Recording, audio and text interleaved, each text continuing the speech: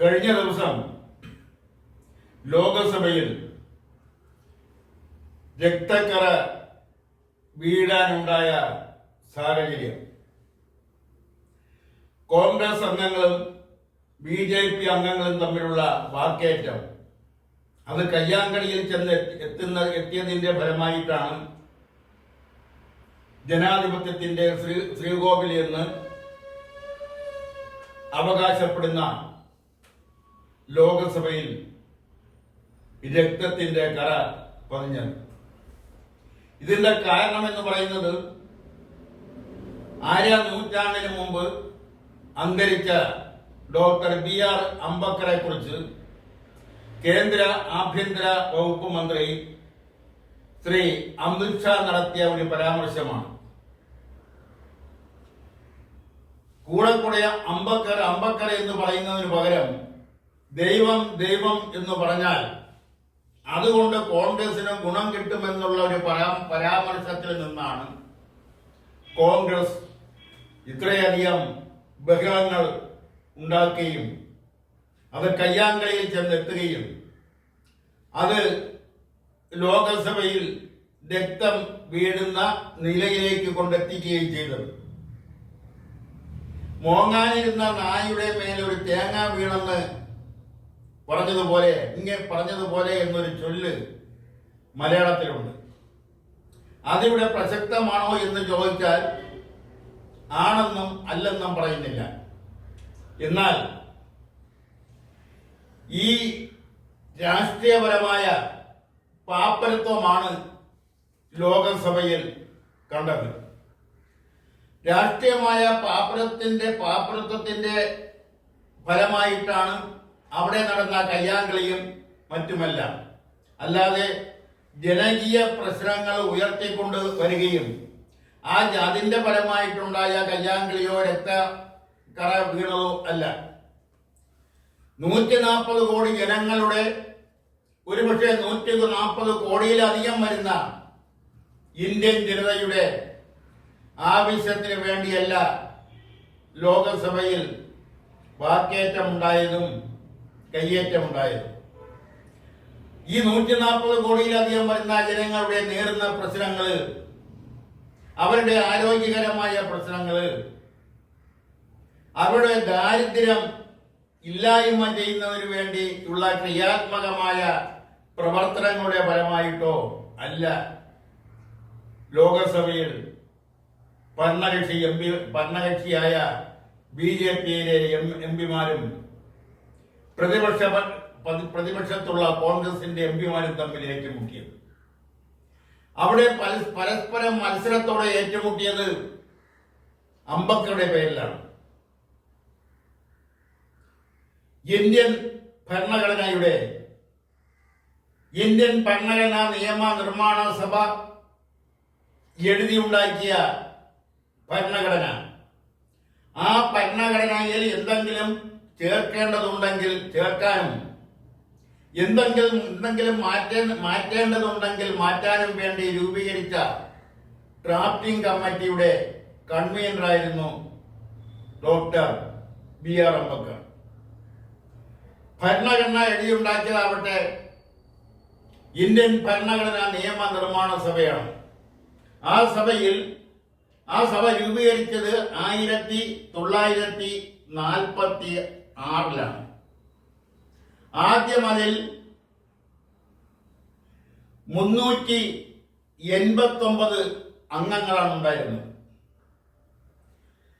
ഇന്ത്യക്ക് സ്വാതന്ത്ര്യം ലഭിച്ചതോടുകൂടി, അതായത് 1947 ആഗസ്റ്റ് മാസം 14 അർദ്ധരാത്രി ഇന്ത്യയിൽ നിന്നും പാകിസ്ഥാൻ എന്ന ഒരു പുതിയ രാജ്യം രൂപീകരിച്ചുകൊണ്ട്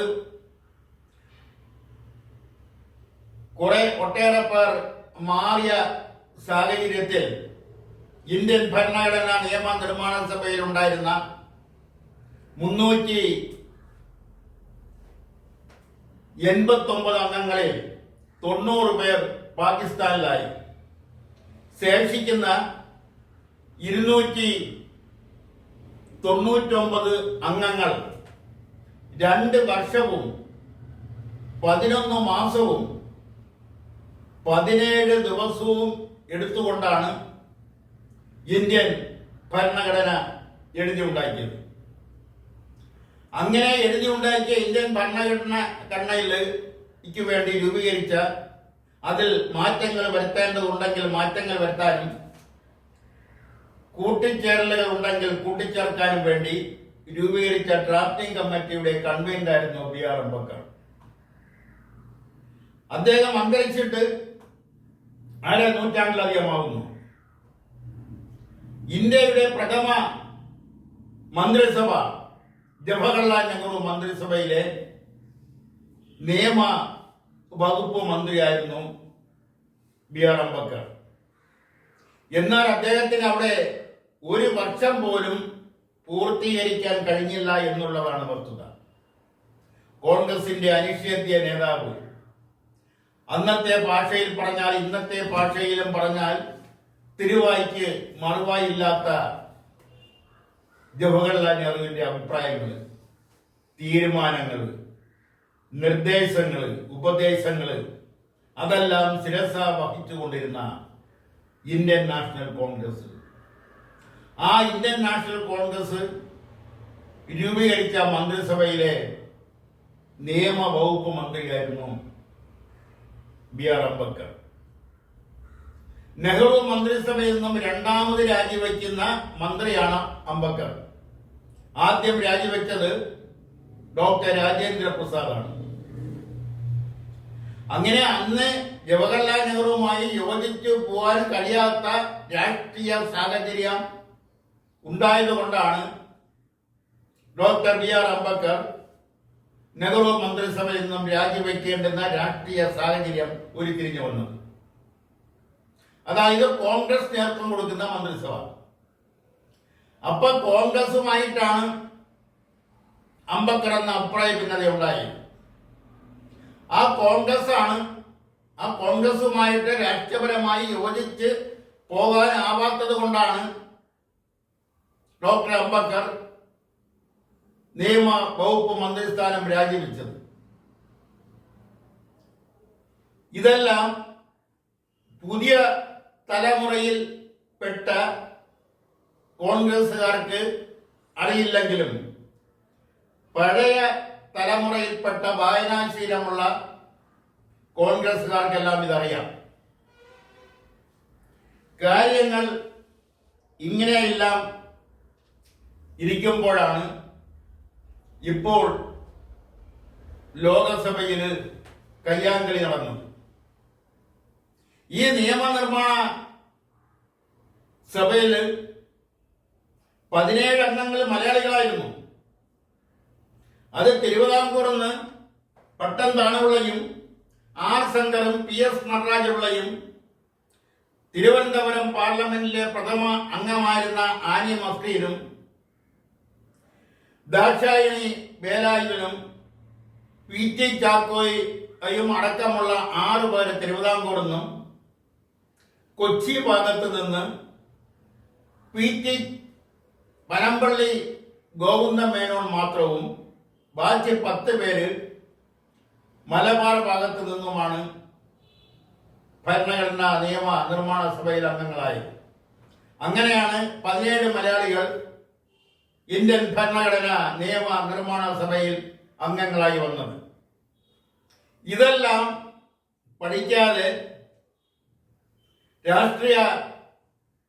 രാഷ്ട്രീയപരമായ താൽക്കാലിക താല്പര്യങ്ങൾക്ക് വേണ്ടി ലോകസഭ പോലുള്ള ഒരു സഭയെ അവിടെ ജനങ്ങളുടെ നേരിടുന്ന പ്രശ്നങ്ങൾ, 140 കോടിയിലധികം വരുന്ന ജനങ്ങളുടെ പ്രശ്നങ്ങൾ അവതരിപ്പിച്ച് അതിൽ ക്രിയാത്മകമായ അഭിപ്രായ ഭിന്നതകൾ ഉണ്ടാക്കിയെടുക്കുകയും അതിലൂടെ ഊരിത്തിരിഞ്ഞു വരുന്ന ക്രിയാത്മകമായ നിർദ്ദേശങ്ങൾക്കനുസരിച്ച്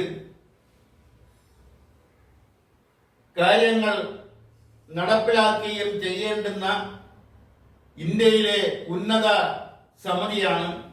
ജനാധിപത്യ സമിതിയാണ്, ജനങ്ങൾ നേരിട്ട് അംഗങ്ങളെ തെരഞ്ഞെടുത്തയക്കുന്ന സമിതിയാണ് ലോകസഭ. അവിടെയാണ് വിലപ്പെട്ട സമയം ഈ വാക് സാമർത്ഥ്യത്തിന് വേണ്ടിയും കയ്യാങ്കളിക്ക് വേണ്ടിയും ദുരുപയോഗം ചെയ്തത്. ഇത് ഒരിക്കലും അനുവദനീയമല്ല. ഇവിടെ കോൺഗ്രസിന്റെ രാഷ്ട്രീയപരമായ പാപ്പരത്വം, ആ പാപ്പരത്വമാണ് എടുത്തുകാട്ടുന്നത്. രാഷ്ട്രീയ പാപ്പരത്വത്തിൽ നിന്നുകൊണ്ടാണ് ഇത്തരം കാര്യങ്ങൾ ലോകസഭയിൽ അരങ്ങേറിയെടുത്തത്.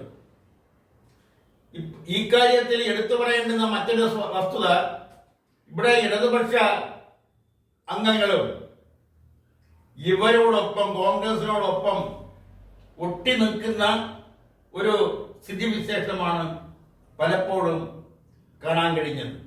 ഒരുപക്ഷെ അത് അവരുടെ രാഷ്ട്രീയപരമായ ദൗർബല്യങ്ങൾ കൊണ്ടാവാം. കാരണം ഒരു കാലഘട്ടത്തിൽ കേരളത്തിൽ നിന്ന് മാത്രമല്ല, ബംഗാളിൽ നിന്ന് മാത്രമല്ല, ത്രിപുരയിൽ നിന്ന് മാത്രമല്ല, അങ്ങനെ ഇന്ത്യയുടെ വിവിധ സംസ്ഥാനങ്ങളിൽ നിന്നായി ലോകസഭയിൽ ഇടതുപക്ഷത്തിന് 54 അംഗങ്ങൾ ഉണ്ടായിരുന്ന സ്ഥാനത്ത് ഇന്ന് 2-3 അംഗങ്ങൾ മാത്രമാണ് അവശേഷിക്കുന്നത്. അതിലാവട്ടെ 2 പേർ കേരളത്തിൽ നിന്നും മലയാളികൾ, ഒന്ന് കെ രാധാകൃഷ്ണനും മറ്റൊന്ന് എൻ.കെ. പ്രേമചന്ദ്രനും. അപ്പൊ അവിടെയും ഇടതുപക്ഷം അനുഭവിക്കുന്ന ഒരു ആശയപരമായ ദാരിദ്ര്യമാണ് അവിടെയും ഉയർന്നു കാണുന്നത്. ഈ സാഹചര്യത്തിലാണ് ലോകസഭയിലെ അക്രമാസക്തമായ സംഭവങ്ങളെ വിലയിരുത്തേണ്ടതും അതിൽ തെറ്റുകാരാരാണെന്നും അത് അവിടെ ആവശ്യമായിരുന്നോ എന്നുമെല്ലാം രാഷ്ട്രീയത്തില് ഊന്നിക്കൊണ്ട് വിലയിരുത്തേണ്ടുന്ന രാഷ്ട്രീയപരമായ ഒരു കാഴ്ചപ്പാട് അത് എല്ലാ രാഷ്ട്രീയ പാർട്ടികൾക്കും ഉണ്ടാവണം. ഒരു രാഷ്ട്രീയ പാർട്ടിയെ മാത്രം ഈ അവസരത്തിൽ കുറ്റം പറഞ്ഞതുകൊണ്ടോ തെറ്റ് പറഞ്ഞതുകൊണ്ടോ കാര്യമില്ല.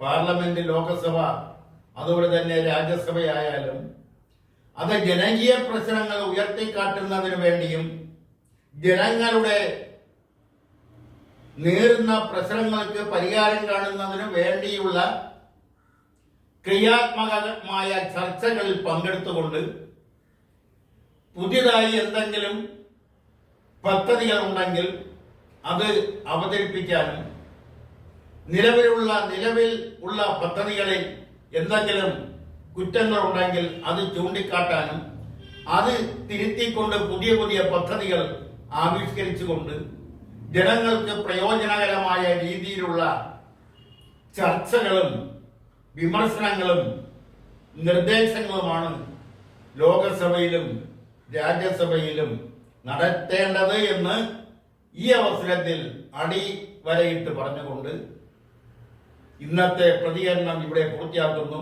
നന്ദി, നമസ്കാരം.